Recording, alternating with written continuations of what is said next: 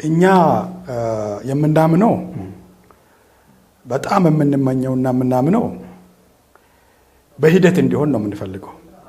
ኦሮሚያ ነጻነት በሂደት በሰላም ትግል ምን ማለት ነው? በሂደት እዚሁ በኢትዮጵያ መንግስት፣ በኢትዮጵያ ህግ፣ በኢትዮጵያ አስተዳደር ውስጥ ሆነን ሰላማዊ ትግልም ተለማምደን ምርጫም በአንድ ጊዜ ጥሩ ሊሆን አይችልም።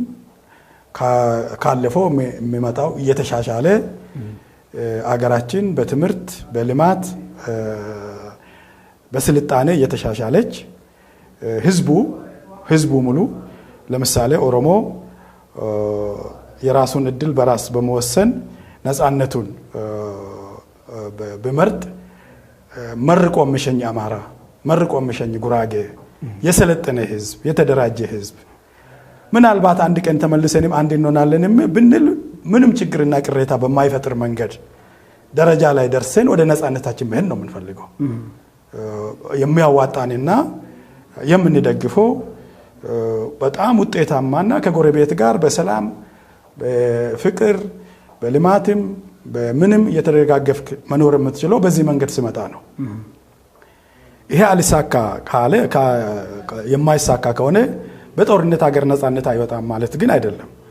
ውጤቱ አሁን ያልኩን ያህል ያማረ አይደለም። ውጤቱ የዛን ያህል ያማረ አይደለም። እጅግ በጣም አድካሚና ረጅም ጊዜ የሚወስድ ህዝቡ ኢኮኖሚውን ህይወቱን ብዙ ነገር የሚያንገላታ ብዙ ኪሳራ የሚያደርስ እንደሆነ የታወቀ ነው። ግን የመጨረሻ አማራጭ ነው። ተፈልጎ የሚገባበት አይደለም። ጦርነት የመጨረሻ ምንም አማራጭ ሲጠፋ የምትገባበት ነው። አንድ መጽሐፍ ላይ ሞቲ ብያ መጽሐፉን አንብበሃል ከሆነ አላውቅም። ከተማ ውስጥ ካጨናነቁን ወደ ጫካ ብቅ እንላለን ይላል። አንድ ታሪክ ናት። ከተማ ውስጥ ካጨናነቁን ወደ ገጠር ብቅ እንላለን ይላል። የሰላማዊ ትግል መንገድ ሲጠብ የጦር መሳሪያ ካሊበር ይሰፋል። ተፈጥሯዊ ነው። ሐሳቤ ገብቷል? መንገዱ እየጠበበ ሲሄድ የጦር መሳሪያ ካሊበር አፉ ደግሞ እየሰፋ እያደገ ይሄዳል። ዶክተር አብይ ስልጣን ሲይዙ የኦሮሞ ነጻነት ሰራዊት በቁጥር እዚህ አካባቢ የዚህን ያህል አለ ማለት የምትችለው ነበር። ወጣቱን ከተማ ውስጥ ሲያጨናንቁት ግን ሄዶ አሳበጠው። ሐሳቤ ገብቷል? ከተማ ውስጥ ሲያጨናንቁት መኖር መግባት ሲከለክሉት የወለጋ መታወቂያ ይዞ ቡራዊ ውስጥ መታሰር እሱም ብቻ በመያዝ ሲሆን ወጣቱ ጫካ መረጠ ማለት ነው። ስለዚህ ተመራጩ እኛ የምንመርጠው በሰላም በሰለጠነ መንገድ ኦሮሚያን ወደ ነጻነት ማድረስ ነው። ውጤቱም የሚያምር የሚያንጸባርቅ እሱ ነው። ከጎረቤት ጋር አብሮ ለመኖር ከአካባቢ ጋር በሰላም ለመኖር ያማረ ውጤት ያለው እሱ ነው። እሱ ካልሆነ ግን በትጥቅ ትግል ነጻነት አይመጣም አይባልም። ረጅምና ውስብስብ ነው፣ ግን አስቸጋሪ ነው። ኮሎኔል አመሰግናለሁ። ከዚህ በፊት ቃለ መጠይቅ ሳደርግልዎት የጦርነቱ አጀማመር የጠቅላይ ሚኒስትሩ ዙሪያ የነ አቶ ዳውድን መውጣት መግባት እና ሌሎች በተመለከተ ብዙ ውስብስብ ነገር እንዳለው አስረድተውናል እና ብዙዎች አድማጮችና ተመልካቾች የሚያስታውሱት ይመስለኛል። አሁን የሰሜኑ የጦር ስምምነት በስምምነት ካበቃ በኋላም ፌደራል መንግስት ከራሱ አካላት ጭምር ከፓርላማ አባላት ጭምር የዚህ የኦሮሚያ ጉዳይ በሰላም ስምምነት በድርድር እንዲፈታ ጥያቄ ቀርቦለታል። በኢንተርናሽናል ኮሚቴም ቀርቦለታል። ተደጋጋሚ በመጫና ቱለማ ማህበርም ቀርቦለታል። እኛ የሰማናቸው በእናንተም በፖለቲካ በኦነግም ኦፌኮም ሌሎችም ጭምር ቀርቦለታል። ሌሎችም ከኦሮሚያ ውጭ የሚንቀሳቀሱ አንዳንድ ሀገር አቀፍ ፓርቲዎችም ግለሰቦችም እንደናቶ ልደቱ አይነቱም ጭምር በሰላም መፍታት አለበት፣ ከትግራይ ጦርነት መማር አለበት ሲሉ ፌደራል መንግስትን ግባት የሚሆነው ነገር ሰጠውታል። ለምንድን ነው የፌደራል መንግስት የሰላም ስምምነቱን አልቀበልም ያለው? ወይም ደግሞ ሸኔ ብሎ ከሚጠራው ኃይልና የኦሮሞ ነጻነት ጦር ብሎ ራሱ ከሚጠራው ኃይል ጋራ በጠረጴዛ ዙሪያ መነጋገር አልችልም፣ እንደው ውክልናም የላቸው መረተራ ሰዎች ናቸው ያለ የሚነግረን ለምን ይመስሎታል ኮሎኔል? እንግዲህ መጀመሪያ ያደረሰውን ጉዳት ሁሉ አድርሶ ያው እኔም አንተም የምናውቀው የሰሜኑ ጦርነት ያመጣውን መከራና ስቃይ ሁሉ አምጥቶ አሁን በትግራይ መንግስት በኩልም በፌደራል መንግስት በኩል ስምምነት ላይ መድረሳቸው እጅግ በጣም የሚያስመሰግናቸውና የጀግና ስራ ነው ብዬ ነው በጣም አመሰግናቸዋለሁ። መቼም የኔ ምስጋና ምንም ባይጠቅም እኔን ደስ ይለኛል እንደዛ ካልኩ። የጀግና ስራ ነው። የጠቅላይ ሚኒስቴሩ መቼም ብቻቸውን አይደለም፣ የመንግስት መዋቅር ነው። የብልጽግና መንግስትና የትግራይ መንግስት እዚህ ስምምነት ላይ መድረሱ እጅግ የሚያስመሰግን የሚያስደንቅ የጀግና ስራ ነው ብዬ ነው የማስበው። እንደዚህ አይነት ውሳኔ መወሰን በጣም የዘገየ ቢሆንም አሁንም ቢሆን ለቀረው ትውልድ ለቀረው ህዝባችን እፎይታን የሚሰጥ ስለሆነ መበረታታት ያለበት የአቅማችን ያህል መደገፍ ያለብን፣ በተለይ እናንተ ሚዲያዎች ደግሞ ብዙ ሚና አለባችሁ ብዬ አስባለሁ። ግን ግንባር መቀየር መሆን የለበትም። የጦር ግንባሩን መቀየር መሆን የለበትም። ከትግራይ ወደ ወለጋ ወይ ወደ ጉጂ መሆን የለበትም። ጀግንነቱ ሙሉ መሆን አለበት። ቅንነቱ ሙሉ መሆን አለበት። ደግነቱ ሙሉ መሆን አለበት። ይሄ ለፌደራል መንግስት ነው። በሚዲያ እንደምሰማው ከሆነ የኦሮሞ ነጻነት ሰራዊት ሶስተኛ አካል ባለበት መደራደር እንደሚፈልግ በተደጋጋሚ ገልጿል። የሚያዋጣው ይሄ ብቻ ነው። ልብ አድርግ። የኦሮሚያ ጦርነት የትግራይ ጦርነት አይደለም። ትግራይ አንድ ጫፍ ላይ ነው ተከበበው። እዚህ ግን ፍንፍኔ 4 ኪሎ ነው የሚከበበው። ገብቷል? ወደ አማራ የሚሄድ መንገድ ነው የሚዘጋው። ወደ ትግራይ የሚሄድ መንገድ ነው የሚዘጋው። የጅቡቲ መንገድ ዋናው መንገድ ነው አደጋ ላይ የሚወድቀው። የደቡብ መንገድ እነዚህ በሙሉ ኦሮሚያን ያቋርጣሉ። ታውቃቸዋለህ። አንዳንዶቹ መንገዶች አሁንም ችግር አለባቸው። የኢትዮጵያ ሕዝብ ደግሞ በህይወት ስለሚሞተውና ስለሚቆስለው ቲቴ ኑሮ ራሱ እንዴት እንዳለ መቼም ቤተሰብ አለ። አንተም ትንሽ ገቢ የምትተዳደር ታውቃለህ እንዴት እንደምትኖር ሁላችን እናውቃለን። እባካችሁ ነው የምለው እኔ ለመንግስት፣ የኢትዮጵያ ሕዝብ ከዚህ በላይ ጦርነት መሸከም አይችልም። ደክሞታል። እንዳይሰበር ወገቡ እንዳይሰበር፣ ወገቡ ከተሰበረ መጠገን ላይኖር ይችላል፣ ሊከብድም ይችላል። ስለዚህ ነገ ሳይሆን ዛሬ መንግስት ለኢትዮጵያ ሕዝብ ሲል ከኦሮሞ ነጻነት ሰራዊትና ከሌሎችም ጋር መደራደር አለበት። መሳሪያ ይዘው በረሃ ከገቡት ጋር ብቻ አይደለም። የተለየ አቋም አለን እያሉ እየታሰሩ እየተፈቱ የሚጨቃጨቁ ጋር መደራደር አለበት። ሐሳቤ ገብቷል? የፖለቲካ እስረኞች መፈታት አለባቸው። ነገሩ ከዚህ በላይ መወጠር የለበትም። በቅቷል። ብዙ ነገር ፈርሷል። ብዙ ነገር ተበላሽቷል። ይሄ ጦርነት አማራንና ትግራይን እንዴት እንዲተያዩ ነው ያደረገው። ገብቷል? በእርግጥ ህዝባችን ከአንድ ትውልድ በኋላ ይረሳል። ብረሳስ ለአንድ ዓመት ለሁለት ዓመት የዚህ አይነት ችግር ለምን ይፈጠራል? የአማራ ህዝብ ከትግራይ ጦርነት ምን ያገኛል? በእውነት ገበሬው ይጠቀማል ትግራይ ጋር ጦርነት ገብቶ? ስለዚህ መንግስት ይሄ የኢትዮጵያ መንግስት ባህል ነው። የኢትዮጵያ መንግስት የኤርትራ ጉዳይ የዛሬ 2 ዓመት በሌላ ሚዲያ ጠይቀኝ አንስቼልህ ነበር። የኤርትራ ጉዳይ ፌዴሬሽን እንዴት እንደፈረሰ እሱ ውጤቱ ምን እንደሆነ ከኃይለ ሥላሴ ወደ መንግስቱ ኃይለ ማርያም አልፎ ስንት ጊዜ ድርድር ተሞከረ። የአረብ ቅርጥረኞች፣ የመንሽፍቶች፣ ወንበዴዎች ተባለ። ይሄ ሁሉ ኤርትራ ነጻነት ሊያስቀር አልቻለም። የህዝብ ጥያቄን በማፈን ማስቀረት አይቻልም። ኃይለማርያም ደሳለኝ አቶ ኃይለማርያም ደሳለኝ ይቅርታ ፕራይም ሚኒስተር ነበሩ። የኦሮሞ ጥያቄ ነበር። እሳቸው ስለተቀየሩ ኦሮሞ ጥያቄውን አይቀየርም። መልስ ማግኘት አለበት። ወላይታ ሰዎች ፕራይም ሚኒስተሮች ስለተቀያየሩ ጥያቄውን አይቀየርም። በመሰረቱ የነጻነት ጥያቄ የብልጽግና ጥያቄ አይደለም። የነጻነት ጥያቄ ስለተበደልክ ብቻም አይደለም። ስለተበደልክ ብቻ ማለት የኦሮሞ በደል ነው ያስነሳው። ባይበደልም ግን ነጻነት መብቱ ነው። ሐሳቤ ገብቷል? ባይበደልም አልፈልግም ኢትዮጵያን የማለት መብቱ የተጠበቀ መሆን አለበት። በደል ሲጨመር ደግሞ ሌላ ነው የሚያመጣው፣ ሌላ ታሪክ ነው የሚያመጣው። ስለዚህ የህዝብ ጥያቄ አንዳንድ ጊዜ አንዳንድ ፖለቲከኞች ራሳቸው ያረጁና የህዝብ ጥያቄ የሚያረጅ ይመስላቸዋል። የህዝብ ጥያቄ አርጅቶ አያውቅም። መልስ ማግኘት አለበት። መልሱ ደግሞ በሰላም ሲሆን እጅግ በጣም ደስ ይላል፣ በጣም ውጤታማ ነው። ስለዚህ ትንሽ እያለ አሁን መንግስት አንተ ትርጉሙን ማታቀም ሸኔ ማለት ስድብ ይመስለዋል።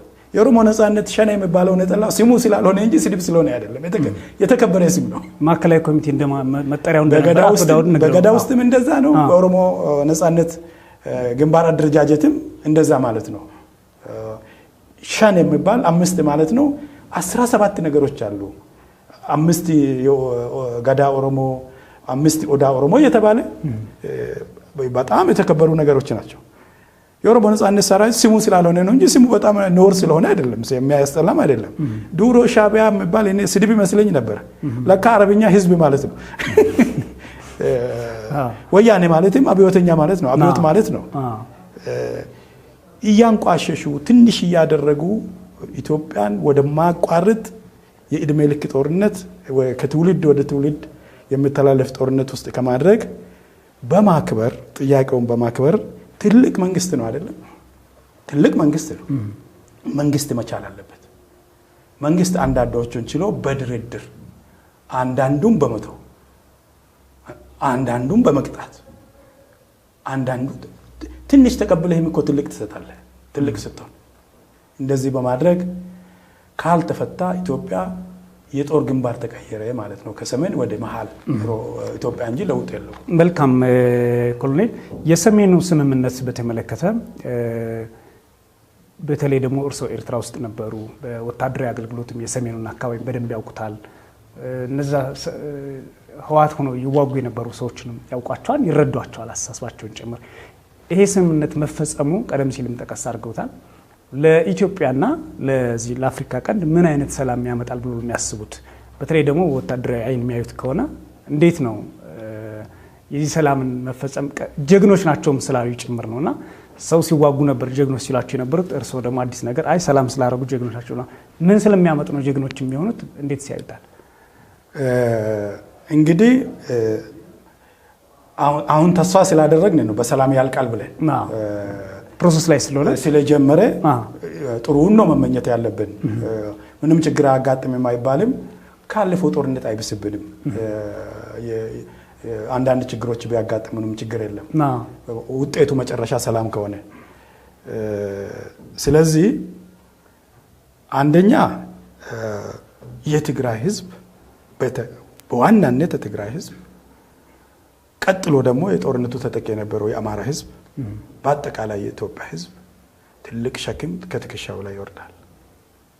በዚህ ጦርነት በጣም ተጎድተዋል። በሰው ኃይል ተጎድተዋል፣ በኢኮኖሚ ተጎድተዋል። ሁለተኛ ለትውልድ ልምምድ ይሆናል። ችግሮችን በሰላም መፍታት፣ ተነጋግሮ መፍታት።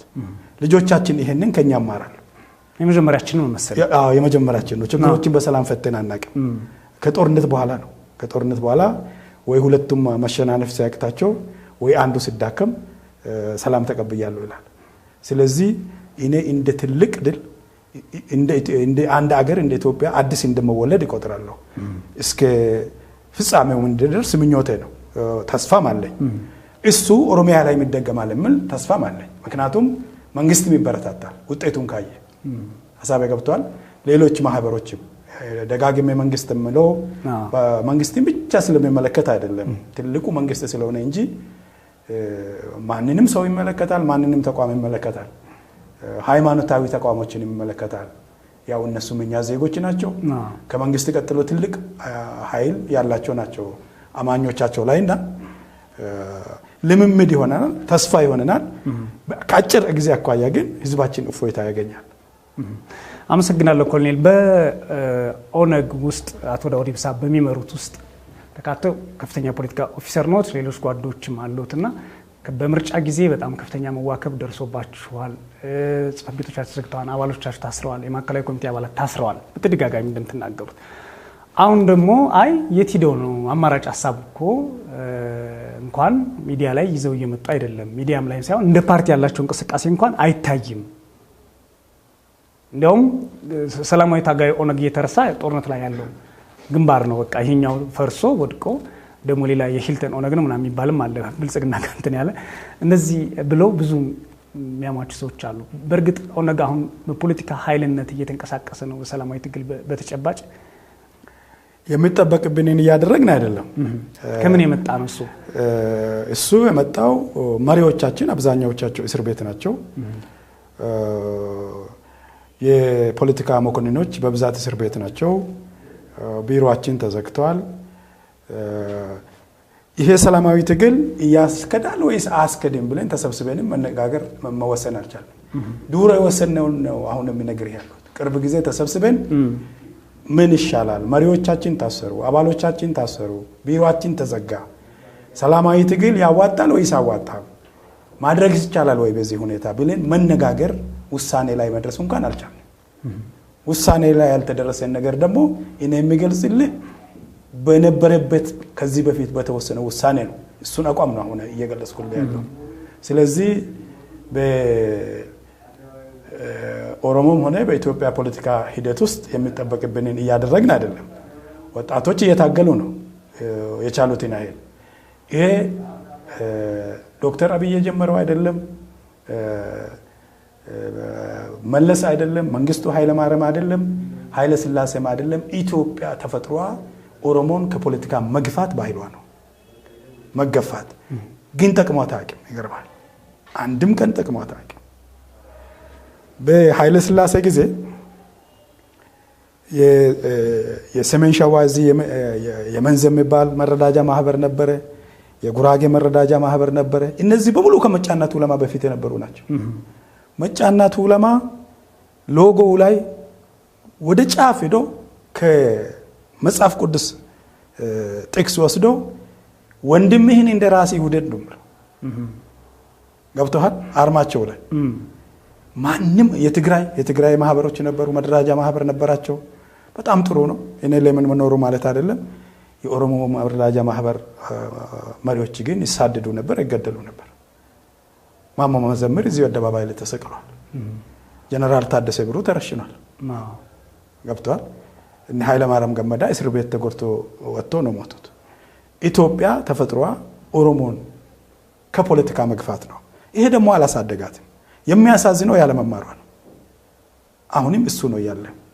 አንድ ጊዜ ሟቹ ጠቅላይ ሚኒስቴራችን መለስ ስብሰባ ላይ ከጦርነቱ መልስ የኢትዮ ኤርትራ ጦርነት መልስ ግምገማ ላይ አስታውሳለሁ እስከዛሬ ድረስ እንግዲህ ጠቅላላ ነው ያሸነፍነው እንጂ በዚህ ማሸነፍ ውስጥ አንዳንድ ጊዜ እየተሸነፍክ አንዳንድ ጊዜ ጥሩ እየሰራይ ነው ጦርነቱ በየግንባሩ ይላል። መጨረሻ ውጤቱ ነው አሸነፍነው የምንለውና የሚወቀሱ የሚጠየቁ የጦር መኮንኖች ነበሩ። ይሄንን ሲገልጹ የጦር መኮንኖቻችን አሉ የማዕድ አመለካከት ከያዘ፣ የኢያፓ አመለካከት ከያዘ፣ የኢዲዩ አመለካከት ከያዘ፣ በጦርነት ፈሪ ከሆነ፣ አቂሙም ከደከመ እና ዲሲፕሊንም ከሌለው የምንወስደው እርምጃ ጥቅማችን አድቫንቴጃችን አይተን ነው። የኦነግ አመለካከት ከያዘ ግን የጦር ሳይንቲስትስ ቢሆንም ዜሮ ቶለራንስ። ለምን ይመስሎታል? እንግዲህ ያው ስላልነበርኩበት ግን እሳቸው ያሉት እንዲያውም እሳቸው ከኦነግ ሰዎች ጋር ቅርብ አልነበሩም ወይ? እሳቸው ያሉት እቺን ዘርዝሯል። ትንሽ ኢትዮጵያን ወዳው በታትንና መያዣ እናጣለን። ስለዚህ ከፖለቲካ መገፋት አለበት። ገብቶሃል? ኮሎኔል እንደው እዚህ ላይ አንድ ጥያቄ።